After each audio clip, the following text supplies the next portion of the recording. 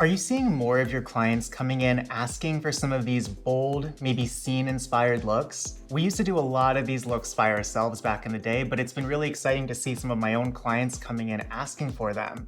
So if you're noticing a lot of requests coming in for raccoon tails, maybe scene haircuts, you're gonna learn a lot of those techniques today, and I'm really excited to show you all of them on my client here. Hey there, I'm Redken artist Gilad Goldstein. If you love Redken education, be sure to give this video a like, subscribe, and leave a comment of what you want to learn next. We're gonna get right into the sectioning now, and I'm gonna be using a tail comb just for precision. We wanna add a little bit of the bangs into this raccoon tail in the front. So you can actually use the tail comb and find where the middle of the pupil is. And that's gonna be a really good guideline of where to actually split the bangs as you're sectioning off this front panel. Depending on the thickness of the panel you want, that's where you would start working from the top of the parting and then taking your vertical parting down all the way through. The second panel is going to be under a slight veil of the natural hair. Place your hand underneath and you'll be able to visually see how much of that color you're going to be able to see underneath that veil. And now we're going to choose a second panel that's going to live slightly behind the front. This will be more on the side as an accent. And then I'm actually creating almost like a slightly triangular section. So it's a little bit more narrow on top and then gets wider towards the bottom. And you can use triangles in any hair color technique to create a seamless melt where there's less color at the top of the triangle and then it gets bolder and brighter towards the bottom. So this is our second accent panel. And now we're gonna go ahead and create the underneath panel by the nape. We're gonna draw horizontal parting from ear to ear. The key thing you wanna think about is based on your client's density, you wanna make sure that you're grabbing enough hair underneath that you're going to actually see the color. So here's our front panel. We've got our accent panel. And then this is all the hair that we got in the back that's going to become the underneath peekaboo. So you can see it's really good to check from the front view in the mirror to make sure you've got enough hair that you're going to be satisfied with so you have enough of that raccoon tail popping out. We've got all the hair out of the way that we're not going to be coloring, and let's get right into the application. For lightening, we used 1 ounce of the Blonde IQ 9 Plus mixed with 1.5 ounces of the Pro-oxide oil developer. We're gonna start coloring in this very front panel. So we're planning to go just underneath the round of the head for our first stripe. These are gonna be about 2 to 3 fingers width for the lightening portion and about 2 fingers width for the dark portion. I personally don't mind when there's a little bit of diffusion happening right between the lines because it gives it a little bit of an edgier and a bolder look. And as we continue to work our way down, we're still just visually thinking about where we want to place that color. Now here, once the hair gets too long, you start to run into the challenge of not having enough foil. So what you can always do is take another foil underneath. You can lift it up just slightly, use the previous color as glue, and that should be able to extend your foil. We'll just reapply right on top. So this is going to serve as our guideline, our base, and now we're going to start taking the sections on top and bringing them down onto our guideline. As you're working your sections into the paneling, you can use the tail of your comb to slightly guide that section and almost press the hair into your pattern. So now that it's pressed down, all we have to do is follow what we started. Now we're starting to get up to where we want to add another stripe here. So now that we have enough hair, we can actually go in and add just one more stripe up the round of the head. So remember, we're measuring our 2 panels, right? About 2 fingers width. And we're just going to start to place one more stripe up top. Remember, the key thing is that you don't want to see any of the hair through your lightener. Okay, so we're on our last section. One last time, we're just going to lightly tap. Once you're done with that first panel, you can go ahead, just place a foil on top.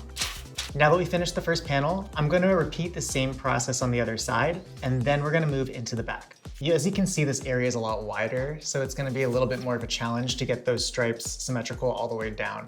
We are going to divide this in half just for control, because if you remember what we talked about in the front, it's really about keeping that hair in natural fall. So if you do have something wide and you can do it in one, good on you. I work with standard foils in the salon, so I'm gonna show you how you would do it that way. So once again, you wanna just think about creating your pattern first. We're gonna do it on one side, and then we're gonna bounce onto the other side. Since these panels are wider, I've taken a wider color brush just to cover more space at once. Remember, your saturation will continue to grow as you work up the head.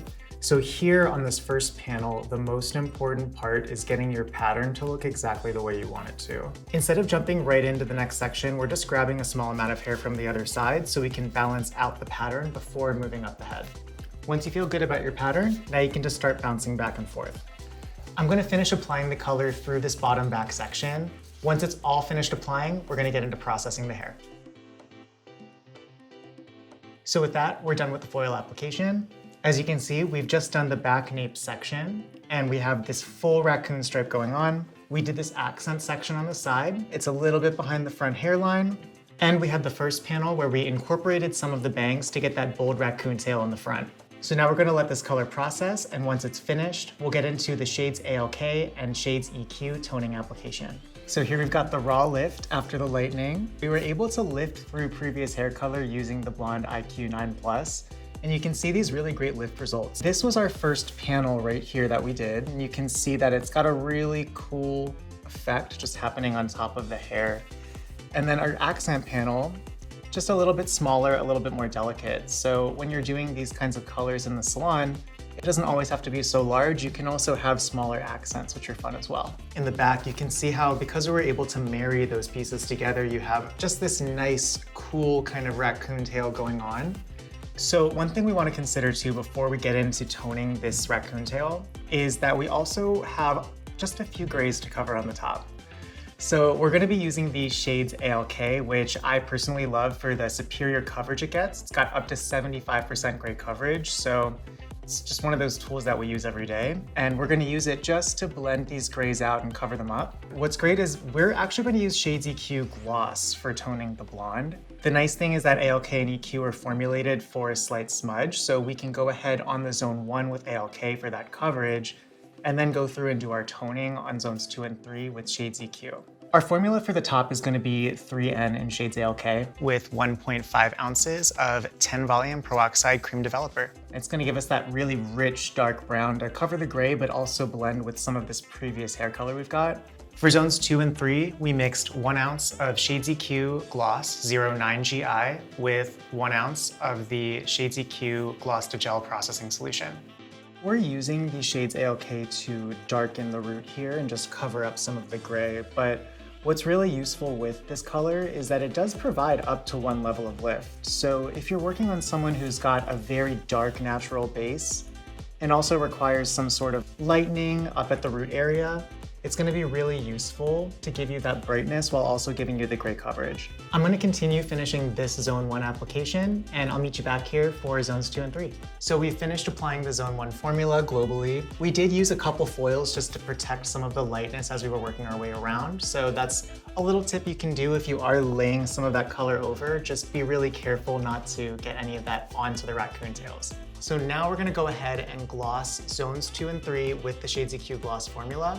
And we'll just slightly smudge it into the root formula that we've already applied. I actually used the Gloss to Gel for the Shades EQ formula, and it's a personal favorite because it stays a little bit nicer. And you can use it for precision application too. So when I'm not trying to have it all over in global, it's really good to make sure that the color stays where you place it. I'm gonna go ahead and finish the zones 2 and 3 application, and when we come back, we'll get to show you the final color results. I'm so excited for you to see it. Look at it! It's oh my crazy. God, I look like I'm an anime character.